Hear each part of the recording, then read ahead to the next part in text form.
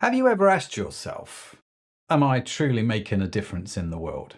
Because life around you points to the same old routine and it just feels a bit ordinary.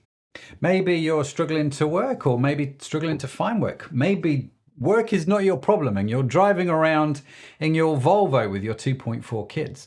Or perhaps you're still single, but climbing the corporate ladder at the pace that you planned. Life might not be okay. Life might actually be okay, but it all just feels a bit ordinary.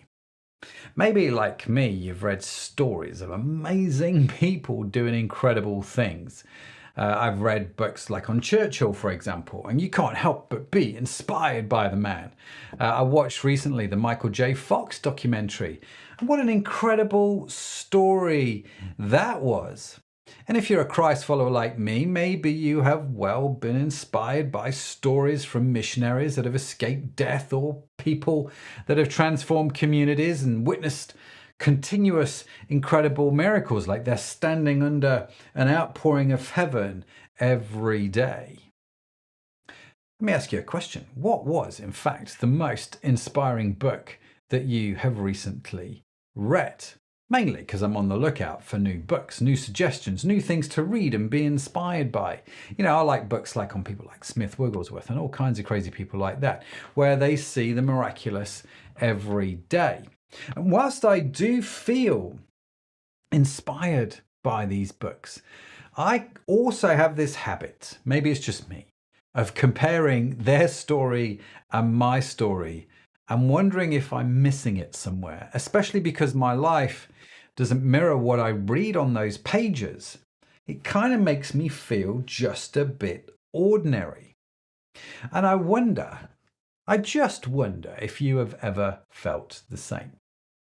Maybe you were brought up in a house, or that wonderful generation that was constantly told that you were special and a history maker. So you had big dreams and big plans, and you enter the labour market ready to change the world, but it doesn't deliver what it promised. Work delivers something, well, ordinary, boring even. And so you start to actively disengage. Quietly quitting is the modern phenomenon. Of course, there is some good news in all of this, though. There's a golden thread that seems to weave its way through every page of Scripture, and a truth that can be found in just about every story. And it is this, that God uses ordinary people to create an extraordinary impact. If life just feels a bit flat, well, let me tell you, you are in great company. Everyone we come across in the Bible, it seems, feels the same. They too had to deal with the ordinary. They had to deal with this tension that we face every day. That tension between feeling inadequate in some way versus the limitless potential of God that lives within us. It's incredible, really. I mean, can you think of a time when you've seen ordinary people do extraordinary things? I would love to know the story. Write it in the comments below. Because today we are going to carry on our study through the book of Acts. We're going to see this tension unfold before our eyes, and we're going to get into it. Oh, yes, we are. Now, over the last 3 weeks, we have discussed Stephen, who was martyred for his faith. And at this point in the story, the Bible introduces us to a rascal called Saul. And the chapter opens up with this statement, that Saul approved of their killing him. Saul approved of the killing of Stephen. Tells you everything you need to know about Saul.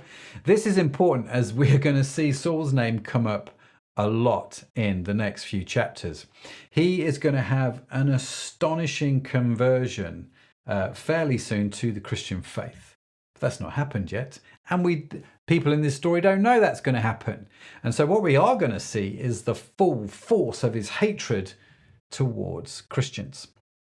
It says that on that day, a great persecution broke out against the church in Jerusalem, and all except the apostles were scattered through Judea and Samaria. Now, in this story, then, a great persecution breaks out against a church.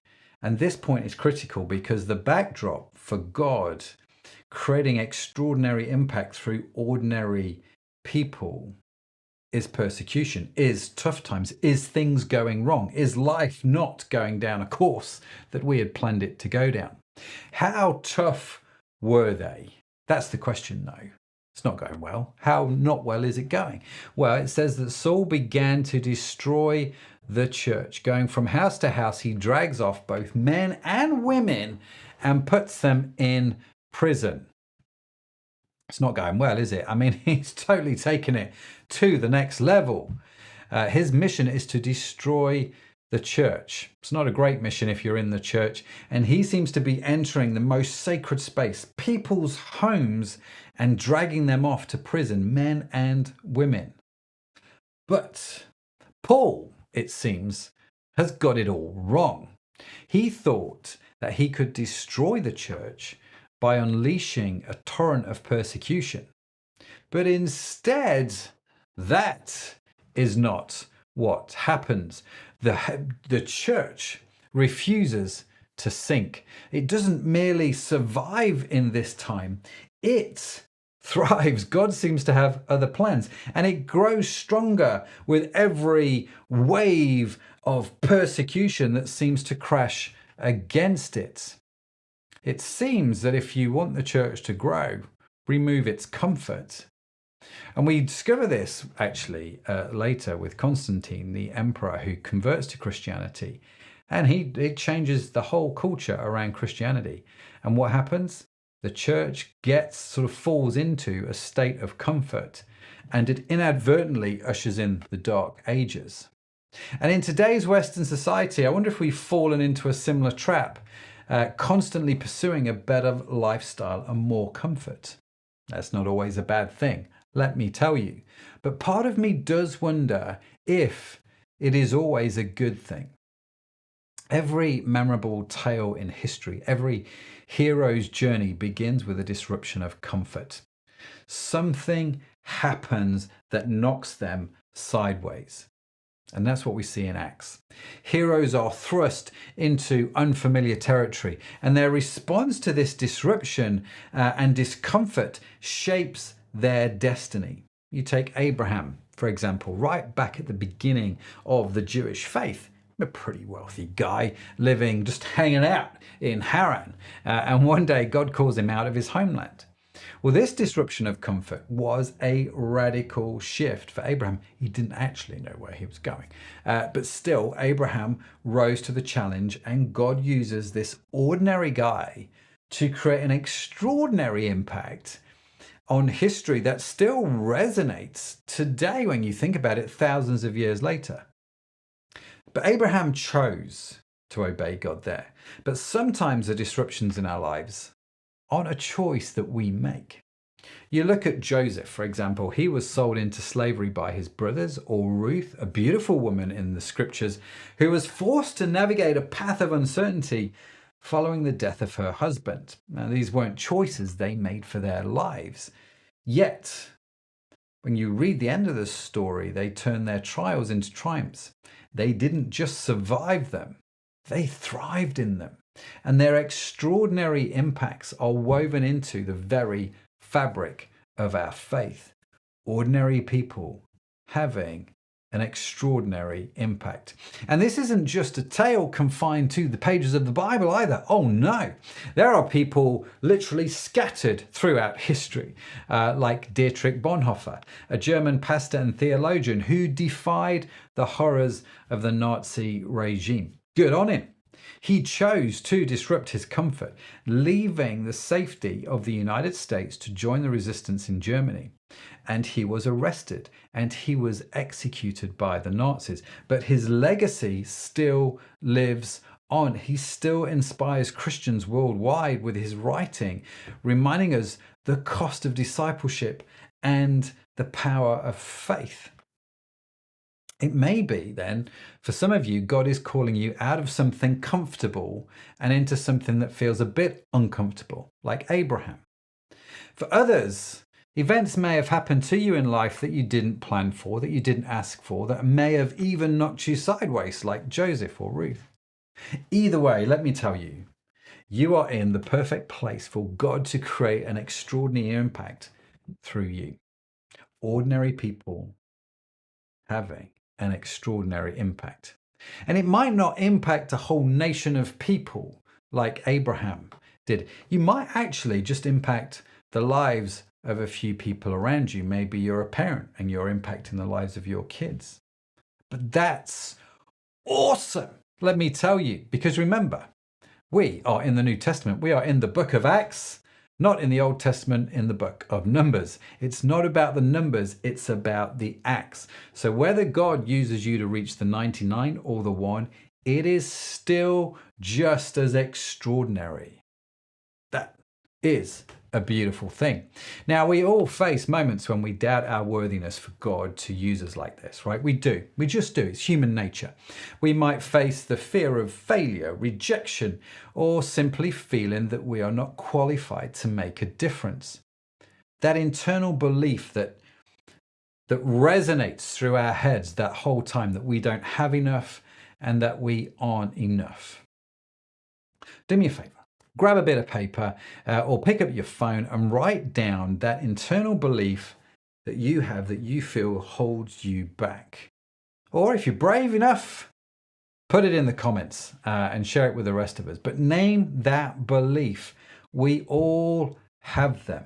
Give it a name. And then let's repeatedly remind ourselves that the key to overcoming these obstacles is not found in our own strength. It's not found in our own abilities. It is not about what I do have. It's not about what I don't have. It's not about the job or the state of my house or the assets I have or the resources I have at my disposal. But it is about trusting God to work through our weaknesses and discomfort, because He is bigger than all of them. And the church in Acts knew this. Even as Saul was persecuting the church, pulling people out of their homes and putting them in jail.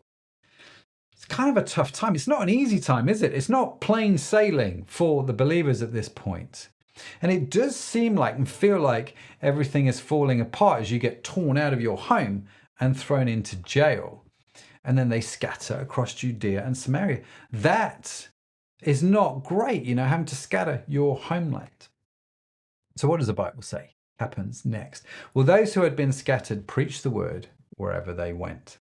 And let me tell you, this sentence for me beautifully tells us everything that we need to know about having an extraordinary impact. And that's this: the church had a mission that transcended the suffering that they were enduring. They had something that they believed in, something that they were so committed to. And that mission is to tell the story of Jesus wherever they go.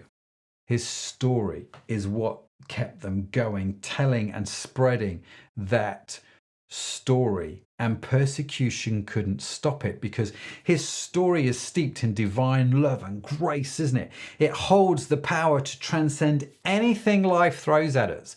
It's a story that doesn't just touch lives, it radically alters them, cramming hope into every harsh circumstance and light into the deepest of darkness. His story brings his life, which rejuvenates us and transforms us all. The tale of Jesus isn't just a regular old story. It's an unstoppable force of change impacting the world around us. It's an awe-inspiring mission. And this is what they carried in the book of Acts. How does God use ordinary people to have extraordinary impact? Well, we trust that God will move even when our life is disrupted. And we have a mission that is bigger than we are. We have a mission that is not about us, but about him. A mission to tell the story of Jesus. So now we have scattered people on a mission. And they are sharing the story of Jesus. And as a result, the church grew quicker than it had ever grown. What Saul and the enemy tried to destroy the church with ended up causing it to flourish and to shine and to grow. Now, up until now, we just know that this is a group of believers. And here's the thing about God having extraordinary impact through ordinary people. We don't always know the names. They don't always write books about us, but history bears testimony to their impact. Most of us in those stories are faceless. We don't have our names. But in the Bible, it does center in on one chap called Philip. And I think it does this not to make him, to elevate him more than the others, but just to give us a flavor of the extraordinary happening in ordinary lives at the time. And it says this: Philip went down to a city in Samaria and proclaimed the Messiah there. So Philip, right, he's one of the guys who's totally scattered. He's one of the original 7 that was serving in the church. His life is turned upside down. He seemed to have it all together and it was all going great and it all goes a bit pear-shaped. But regardless of all of this, he still has his mission and he takes the gospel, the story of Jesus, across cultural and ethnic boundaries to the Samaritans. This is important because the Samaritans were a group of people Philip, as a Jew, would have grown up marginalizing and looking down upon. And maybe this is why the Bible brings us into the story of Philip. Because maybe, just maybe, God wants you to start in a place you wouldn't expect to, where people don't expect God to do stuff. Like Philip with the Samaritans. Maybe like Dietrich Bonhoeffer, who ended up in the Nazi concentration camps. Or maybe like Mark Lutz, who's a pastor planting a church, a digital church, into the gaming community using Twitch. I think it's awesome. Now you might think I don't have a theological degree, I don't have any special skills, and I definitely don't want to run a church, Matt. Can God really use me to do extraordinary things?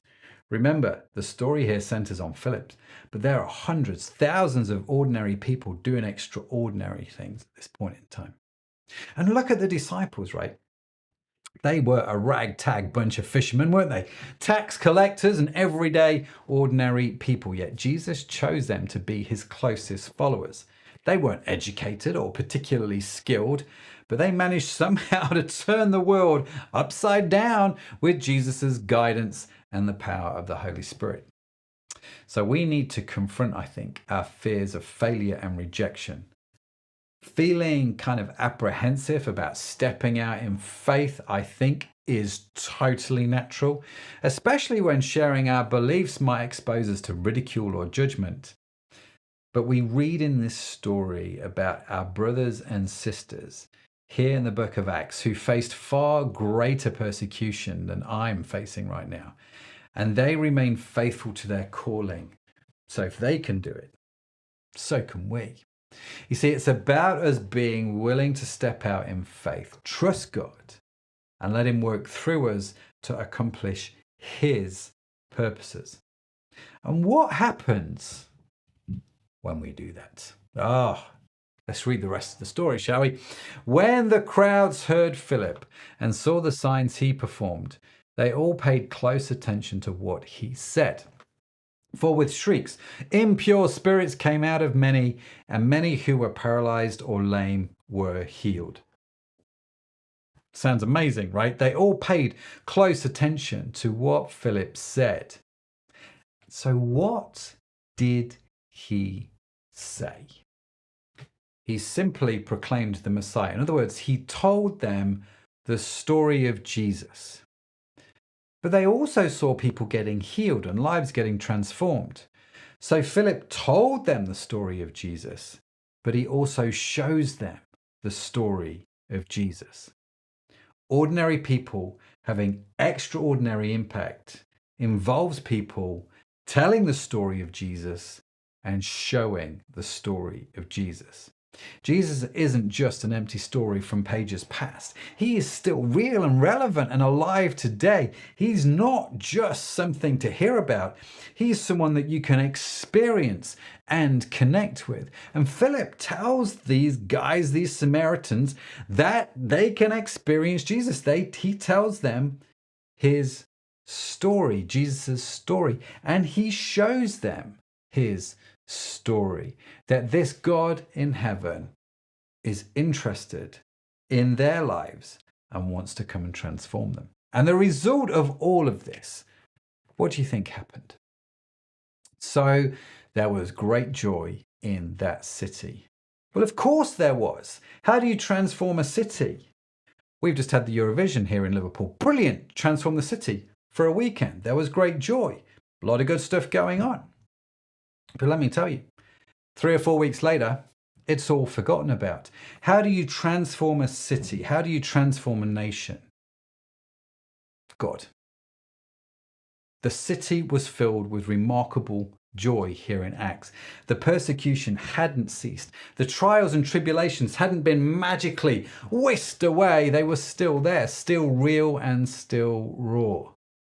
But the joy, it seems, wasn't dependent on the persecution ending, because it was born in God's unrelenting grace. There was great joy in that city, all because Philip told them the story of Jesus and he showed them the story of Jesus. And as a result, people had this personal encounter with Jesus and became part of his story. Ordinary people having extraordinary impact. And this isn't just a story from the past. Like I say, this truth is real and it is relevant today as it was in the early church. Each of us, you, me, everybody watching, has unique talents and gifts and callings from God that are irrevocable, and he wants you to use them to serve others. Now, I know many of you serve already. You serve in, I know people that watch this, you serve in food banks, you feed the homeless, outreach to sex workers. Some of you give lifts to your neighbours or take around cakes to your local school just because you can, and that brings joy to the people that you serve. Now, if you're a Christian watching this, let me encourage you to trust in God's ability to use your ordinary life for extraordinary impact. Look for the opportunities to share his story and to show his story to the world around you, knowing that he is going to guide you every step of the way. And if you're not a Christian watching this, let me encourage you to consider the positive impact you can make on the world around you as well. And be open to exploring this faith that underpins this principle and how Jesus might offer meaning and purpose to your life. This week, I want to challenge each of you to identify one specific way that you can tell and show the story of Jesus. Maybe it's by volunteering at a local charity or by offering to pray for a co-worker who's going through a tough time. Whatever it is, commit to it and take that step in faith. Write it in the comments, share it with all of us, and bring your stories in the next few weeks. Can we do it? Can we rise to the challenge? I genuinely think we can. So let's embrace the extraordinary potential God has placed within each of us and commit to using our ordinary lives for his extraordinary glory. Together we can make a real difference in our communities and beyond, following in the footsteps of people like Philip, and countless others throughout the history records, other ordinary people who were used by God in extraordinary ways. If times are tough, if events have knocked our control and have knocked us sideways, and we've had a huge disruption of comfort in life, if you struggle with that tension between the relentless grace of God and that internal belief that you don't have enough and that you aren't enough, just remember, we have a mission that transcends the suffering that we are enduring. A mission to tell his story and to show his story to people like you and people that you people that aren't like you, people that you know, people that you don't know, communities maybe that you've never been to before, to bring great joy to those around you. Imagine a church that does that. Imagine where every member, regardless of their background or stage in life, steps out in faith to serve others and to share his story and to show his story. Imagine the joy and fulfillment that would be experienced by each of us as we allow God to use our ordinary lives to create an extraordinary impact.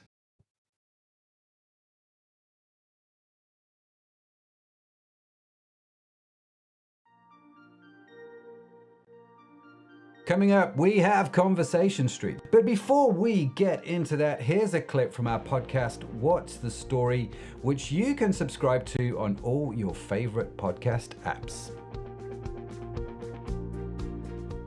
And I just felt God whisper to me, Evelyn, even if you didn't get here on time, if the outcome is not what you hope it will be, will you yet praise me? Do you really trust me? Am I worthy? Do you believe I'm good? And I broke because in a split second, I wasn't out there very long. It feels like when eternity and our timeline collide, it felt like a long time, but it was just seconds that all those questions came flooding in. And in the car, I just raised my hand and said, God, I will praise you. I will love you because you are my all in all. You are enough.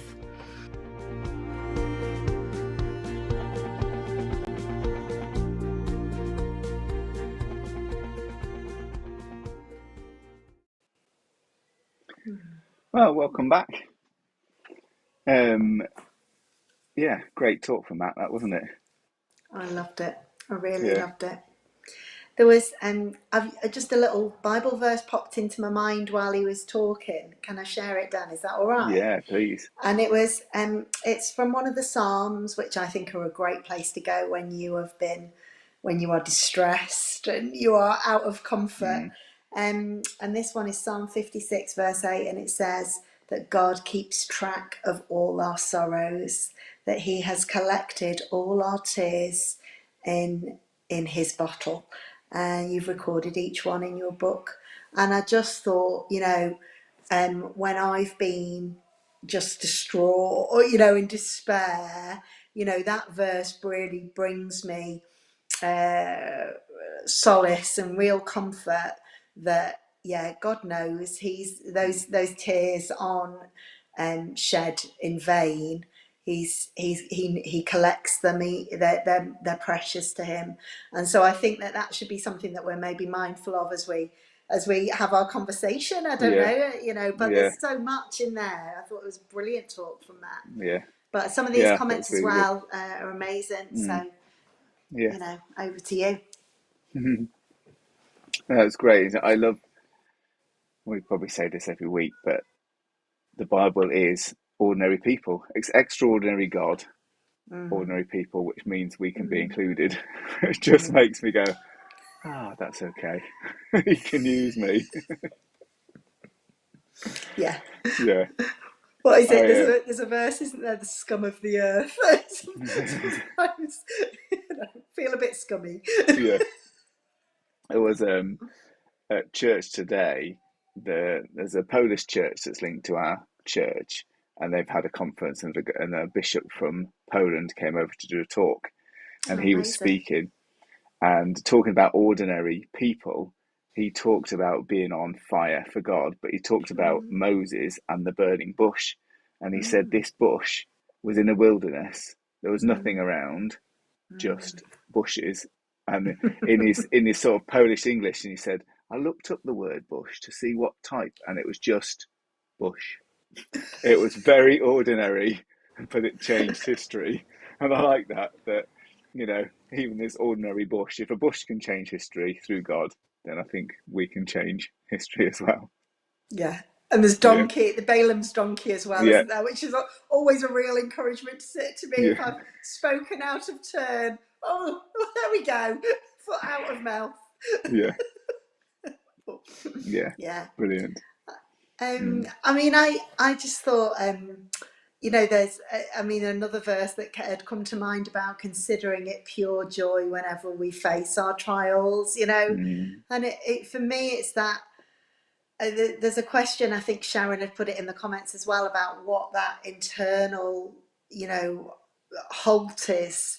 I think Matt had asked it and Sharon wrote it helpfully in our comments. Well done, Sharon. Thank you for that.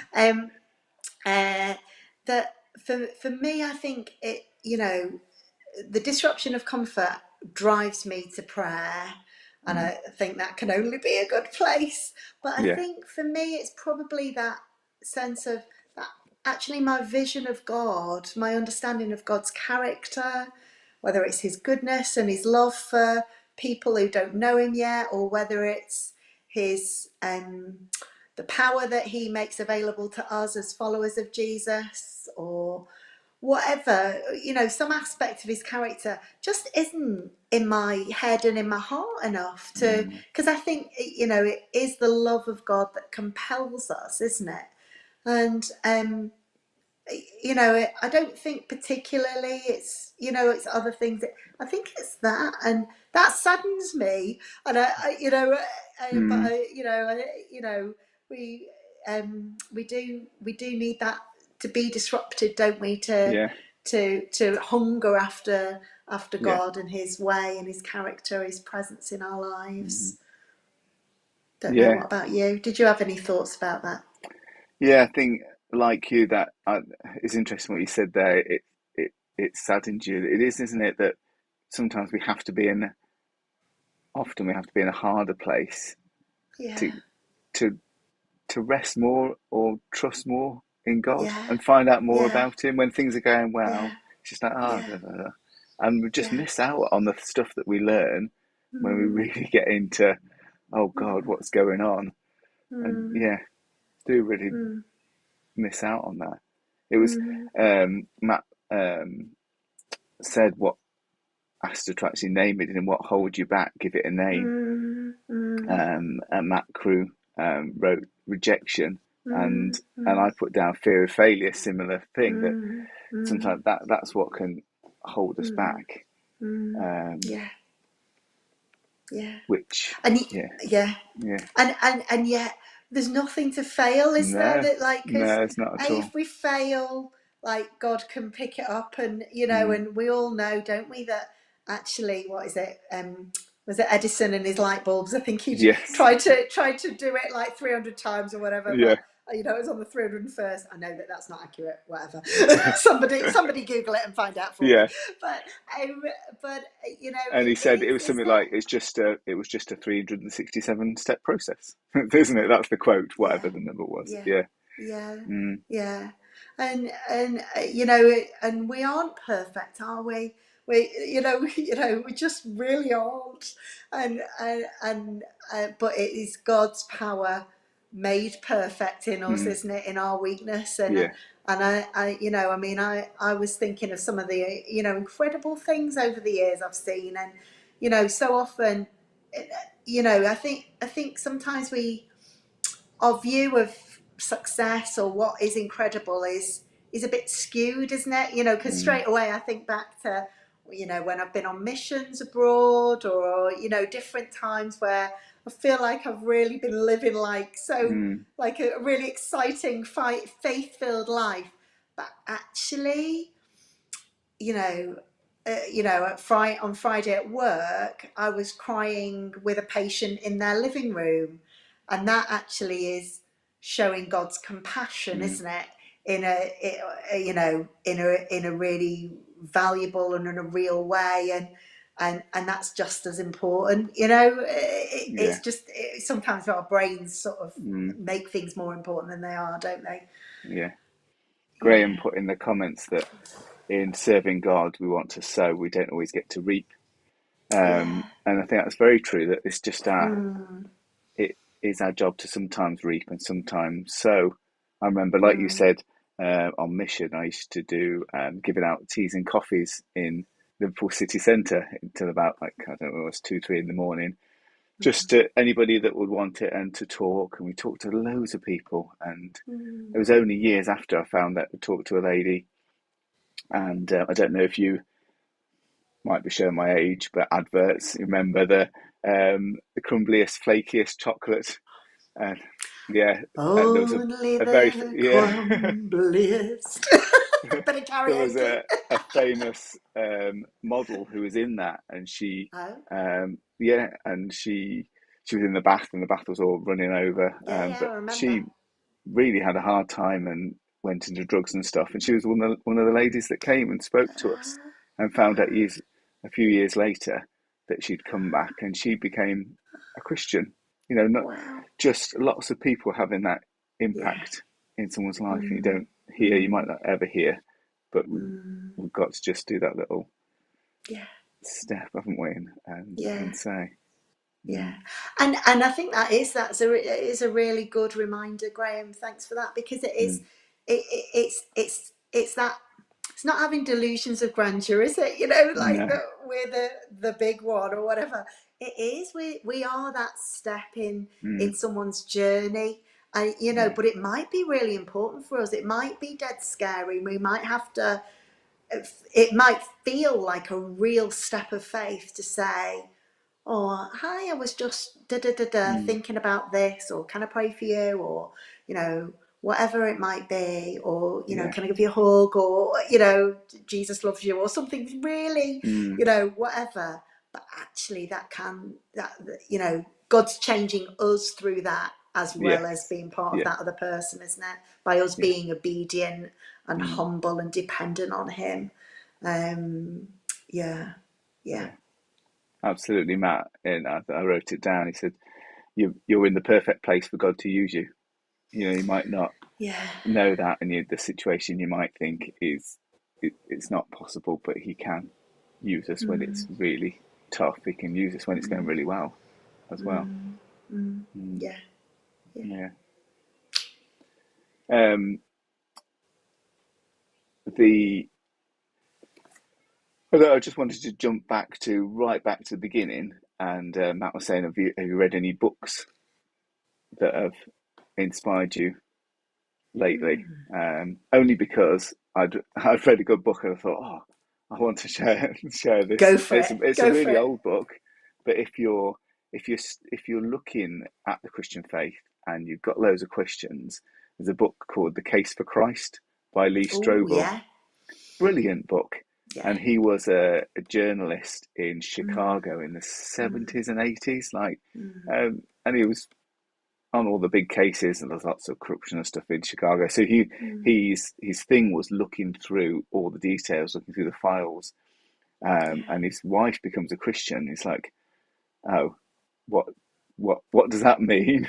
And he goes on this journey to look through the Bible, and is it true? Well, how true is it? Which bits are true? Which bits aren't true? And brilliant, brilliant book. I've really enjoyed just listening to his journey, because spoiler alert, he becomes a Christian.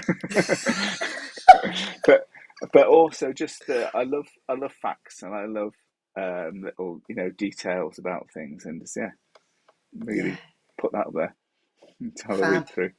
That sounds really good. I confession, I've not read a Christian book for ages. I'm so sorry. Nothing springs to mind. Well, Just keeping on trying to keep on yeah, track with the Bible. yeah, I haven't for a while, but I do a lot of driving with work, so I just have audiobooks and listen that way. Oh, I'm so old fashioned that I was like imagining you with a But book at the reading, wheel. yeah, Like, yeah, driving, don't do that. Very dangerous. yeah, Testing God to the extreme. yes, yes, we don't advocate that. No. Yeah. Oh, Yeah. no, that's good. Yeah. Anybody else? Did anyone say if there was any books? I didn't remember seeing anybody. Oh, and I think Sharon had put up The Cost of Discipleship by Dietrich Bonhoeffer, hadn't she? Okay. So yeah, again, I think I've read some of his stuff, Oh, and it and is. Graham's put the biography of Eric Liddell. Oh, I'd like to read. I'd like to read Oh, that. Chariots of Yeah, Fire guy. yeah, Yeah. Yeah. No, I can imagine that would be yeah, really good. yeah. I love. There's nothing more inspiring, isn't it, just hearing of, and again, ordinary people. We do build them Yeah. up. Like, I love John G. Lake.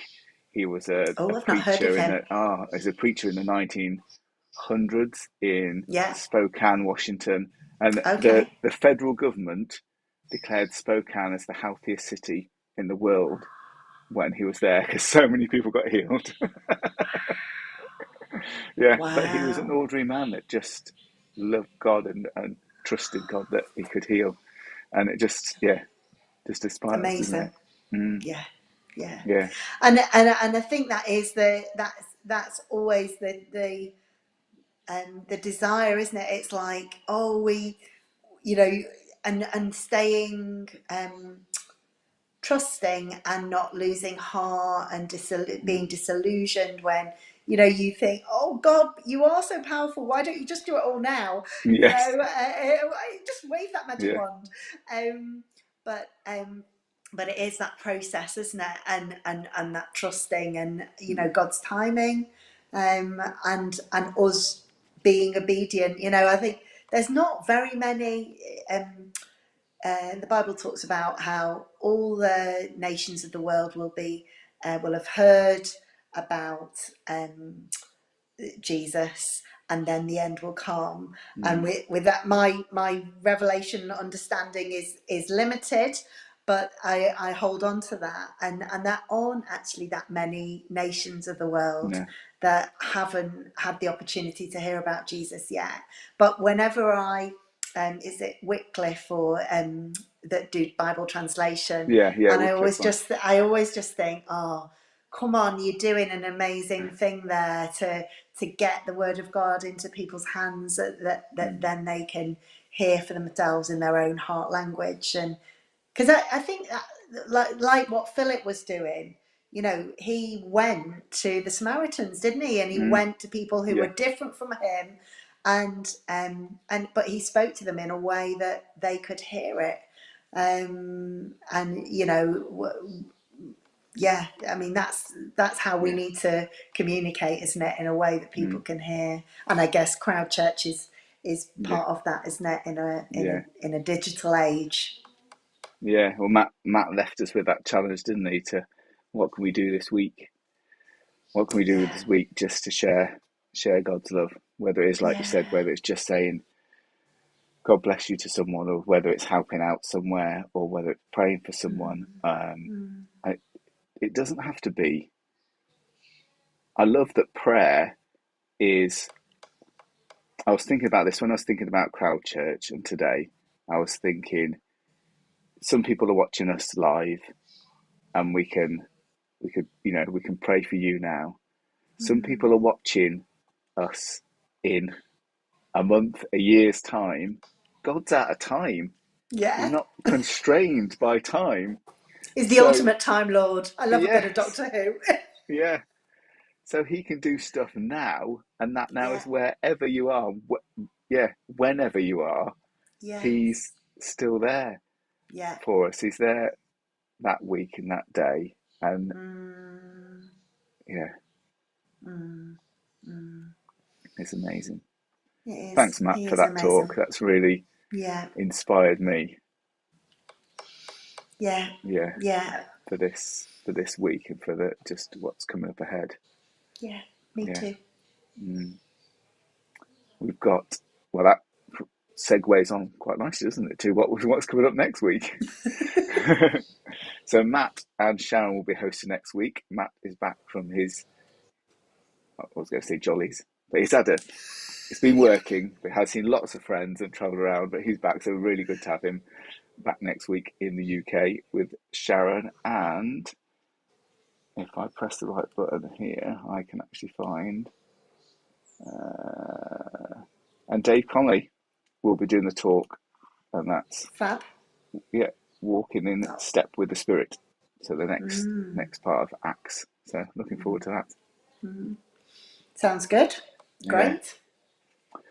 Thanks very much for um, getting involved, for putting your messages on the chat, and thank you, Claire, so much for joining us and helping to That's been host. lovely. Thanks, Dan. I think we've not had any echoes and buffering this week, No, which is so that's really good. very Well good. done. You've That done is a good job. big thumbs up because that was such a It was only right I didn't even know till the next day that was happening. So I put my phone on Do Not Disturb, which was good, but then the text I was getting about echoes I didn't see. So I'm very glad that stopped. Yeah, thanks very much, everyone. If you've got anything you want to find out, any prayer requests, please do send them in. We'd love to pray for you and look to seeing you next week. And is there a Zoom? Yes, there's a midweek Zoom as well. So Yeah. if you just fire an email in, if you go to crowd.church and have a look on there and all the contact details, you can fire an email in and make contact. And there's a midweek Zoom on a Wednesday. Amazing. Well, have a great week, guys.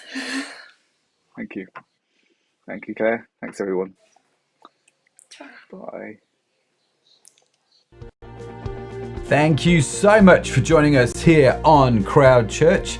Now, if you are watching on YouTube, make sure you hit the subscribe button as well as that little tiny bell notification to get notified the next time we are live. And of course, if you are listening to the podcast, the Livestream podcast, make sure you also hit the follow button. Now, by smashing the like button on YouTube or writing a review on your podcast platform, it helps us reach more people with the message that Jesus really does help us live a more meaningful and purposeful life. So if you haven't done so already, be sure to check out our website, www.crowd.church, where you can learn more about us as a church, more about the Christian faith, and also how to connect into our church community.